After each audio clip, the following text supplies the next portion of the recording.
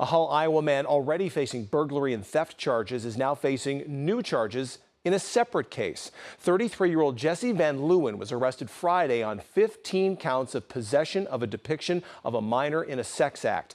Those charges came after the Sioux County Sheriff's Office performed a digital forensic examination of Van Leeuwen's phone as part of a separate investigation. Van Leeuwen was previously arrested in March and charged with first and second-degree theft, second-degree criminal mischief, third-degree burglary, and drug possession. Those charges stem from an investigation into burglaries in Hull and neighboring communities. Van Leeuwen has entered a not guilty plea in that case and waived his right to a speedy trial. He hasn't yet entered a plea to the new charges.